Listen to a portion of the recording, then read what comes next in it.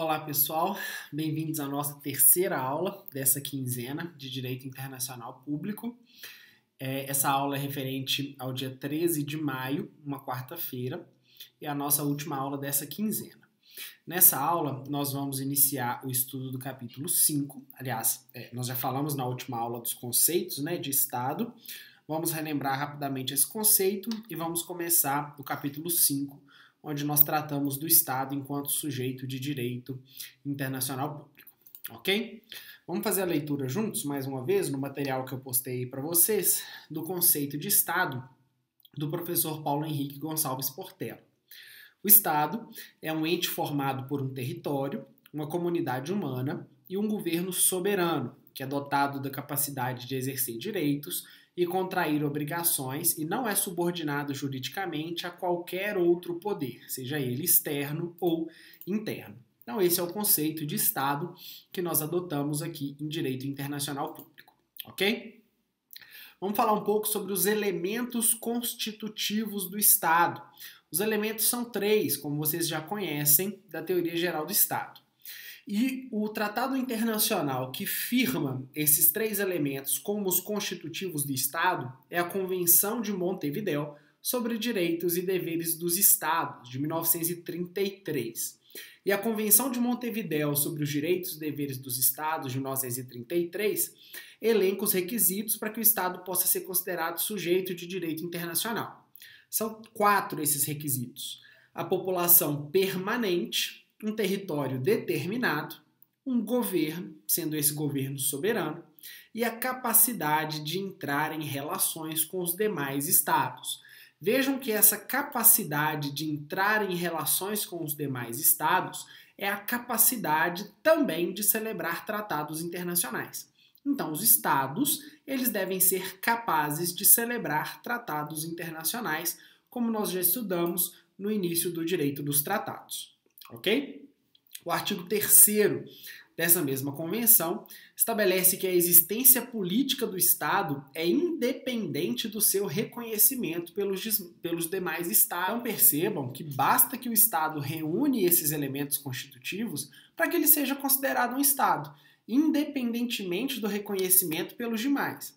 Nós vamos ver daqui a pouco o que esse reconhecimento implica para o Estado em termos de compromisso jurídico dos entes da sociedade internacional. Ok? Vamos trazer um olhar, então, para o nosso país. Dentro dessa ideia de que os estados são sujeitos de direito internacional público, vamos conhecer aqui no Brasil quem representa esses interesses do Estado. A União é uma pessoa jurídica de direito interno. A União é um ente federativo. E a Constituição da República de 1988 estabelece no artigo 21, no inciso 1, que é competência da União, enquanto um ente federativo, enquanto uma pessoa jurídica de direito interno, manter relações com estados estrangeiros e participar de organizações internacionais. Então, quem representa o Estado brasileiro na sociedade internacional é a União. Não são as unidades federativas, não são os municípios e nem tampouco o Distrito Federal. A União é o ente federativo encarregado de manter as relações com estados e participar de organizações internacionais. A União representa o Estado brasileiro na sociedade internacional. Então, quem é a pessoa jurídica de direito internacional público é o Estado brasileiro, que é denominado pela Constituição de República Federativa do Brasil. Então, a República Federativa do Brasil é sujeito de direito internacional público e é representado pela União Federal, que por sua vez é pessoa jurídica de direito internacional, de direito público interno. A União cabe tão simplesmente representar o Estado brasileiro nas relações internacionais. A União representa o Estado. E o Estado brasileiro, ou a República Federativa do Brasil, é que é sujeito de direito internacional público. Ok? Uma observação quanto aos microestados. Os microestados são aqueles estados considerados como sujeitos de direito internacional público, porém tem um tamanho geográfico reduzido ou uma quantidade reduzida de nacionais.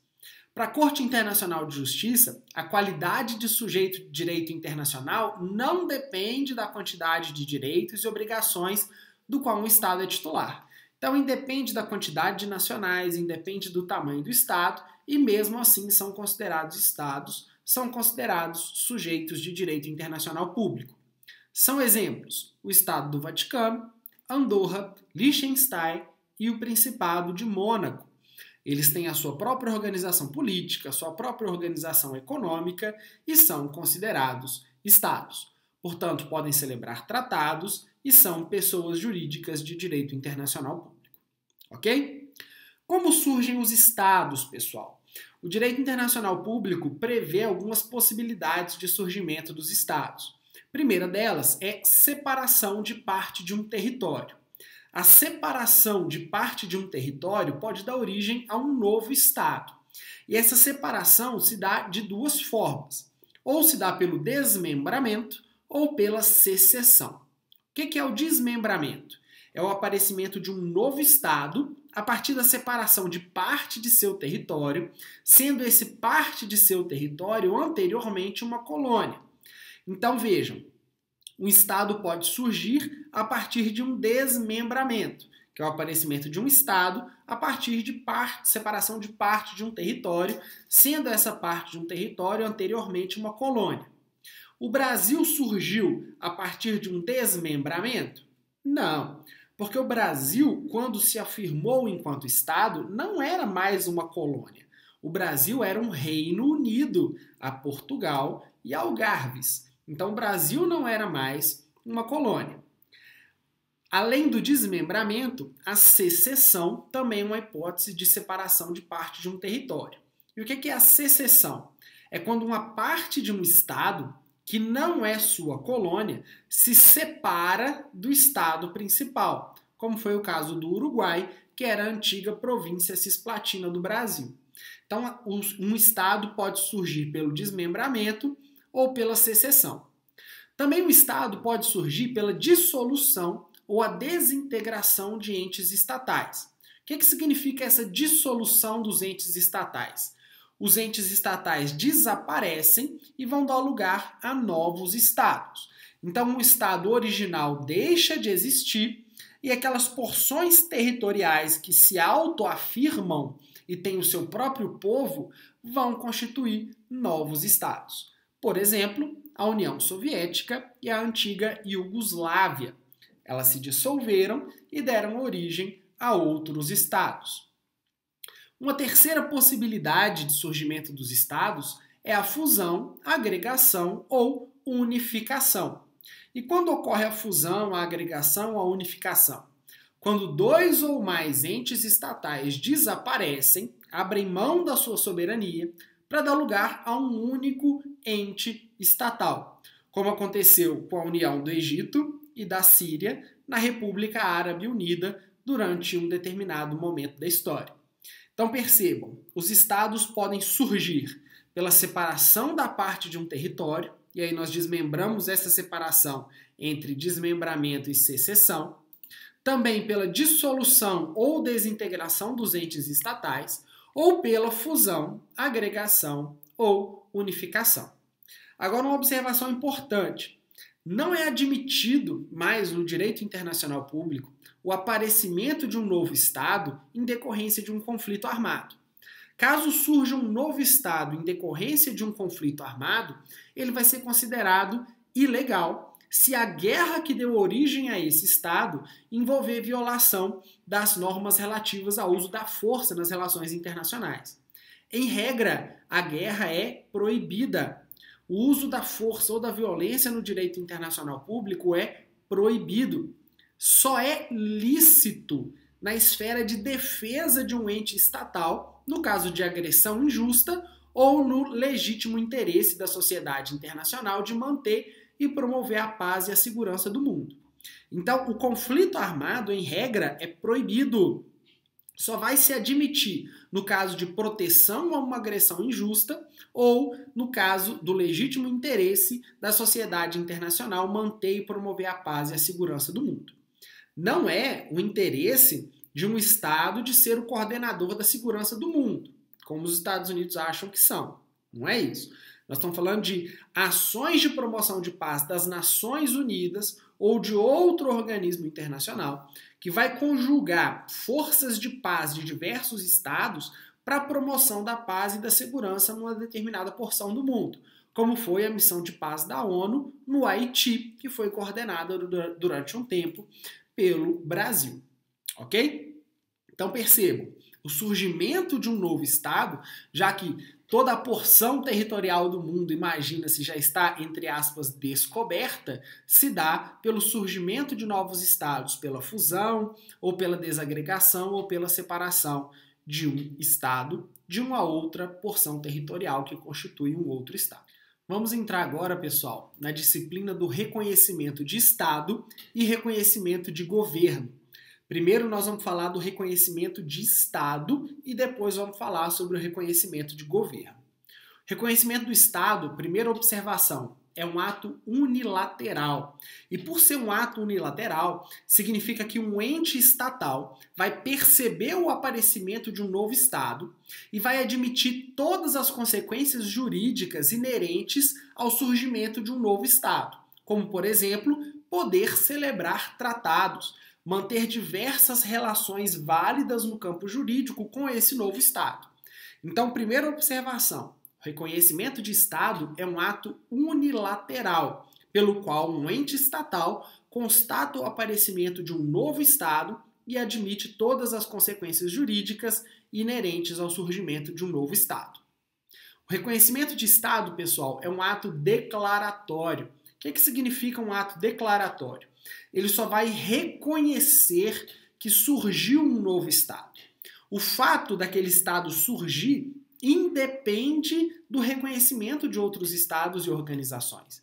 O surgimento de um Estado depende única e exclusivamente da configuração daqueles 3 fatores que vocês aprendem na TGE e que a gente relembrou aqui no Direito Internacional Público, que é o território, o povo e a soberania, e a capacidade, claro, de estabelecer relações no campo da sociedade internacional. Então, o reconhecimento de Estado é um ato unilateral e também um ato meramente declaratório. Esse ato meramente declaratório não tem caráter constitutivo, portanto, ele só reconhece a existência de um novo ente estatal. Além de ser unilateral e declaratório, ele é um ato discricionário, ou seja, é um ato não obrigatório. Não é nenhum dever dos outros estados reconhecerem o outro, o Estado nascente, como um ente de direito internacional público. E tampouco é condicionado a um limite temporal. O Estado brasileiro, quando declarou independência ao Reino Unido de Portugal e Algarves, por exemplo, ele foi aos poucos sendo reconhecido por outros estados internacionais. E algumas aulas atrás, eu projetei para vocês, por exemplo, alguns tratados. Eu acho que a gente projetou o tratado que o Brasil firmou com os Estados Unidos, em que os Estados Unidos reconheciam o Brasil como Estado. Acho que foi isso que a gente estudou juntos aqui. E o reconhecimento de um Estado, ele é um ato discricionário e ele vai depender da conjugação de alguns fatores na sociedade internacional, e o principal desses fatores é o compromisso desse novo Estado com respeito às normas do ius cogens, às normas de direito internacional público consuetudinárias, a promoção da paz, a solução pacífica de controvérsias e, principalmente, a proteção dos direitos humanos. Então não basta um Estado reconhecer o outro como um novo Estado para que a sociedade como um todo o reconheça. Esse Estado nascente, ele tem alguns compromissos que ele precisa assumir na sociedade internacional para que os seus pares possam reconhecê-lo como um ente da sociedade internacional. E o principal desses é a proteção da dignidade da pessoa humana, a proteção dos direitos humanos. Ok? Também, o reconhecimento de Estado tem caráter retroativo. O que significa esse caráter retroativo? O ato de reconhecimento ele vai gerar efeitos a partir do momento em que o Estado se organiza como tal. E, além disso, o reconhecimento de Estado é irrevogável. Como se dá esse reconhecimento em termos práticos? Ele se dá de forma expressa ou de forma tácita. Então, ele pode ser explícito ou implícito. Reconhecimento é expresso quando ele é feito por meio de declarações, sejam declarações escritas ou orais, de representantes do ente estatal que vão reconhecer esse novo Estado. Um exemplo de reconhecimento expresso é o que eu mostrei para vocês na aula anterior, onde, em 2010, o presidente Lula reconhece, a partir de afirmações e a partir de estabelecimento de representações diplomáticas de embaixadas no Estado palestino, quando o presidente Lula reconheceu a autoridade palestina como um Estado. Então, ele é um reconhecimento a partir de atos expressos de um Estado, sejam declarações ou manifestações escritas, de que aquele Estado é detentor de soberania, tem o seu próprio território e tem os seus respectivos nacionais.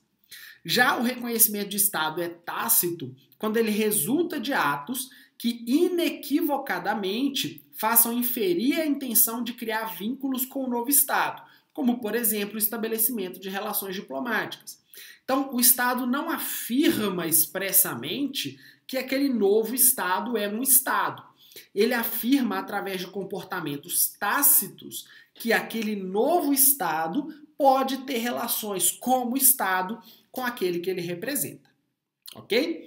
Então essa é a disciplina do reconhecimento de Estado. E agora vamos falar um pouco sobre o reconhecimento de governo. Percebam, reconhecimento de Estado é diferente de reconhecimento de governo. O que é o reconhecimento de governo? É um ato do Estado pelo qual se admite o novo governo de outro Estado como representante deste nas relações internacionais. E quando surge essa necessidade de reconhecer um governo?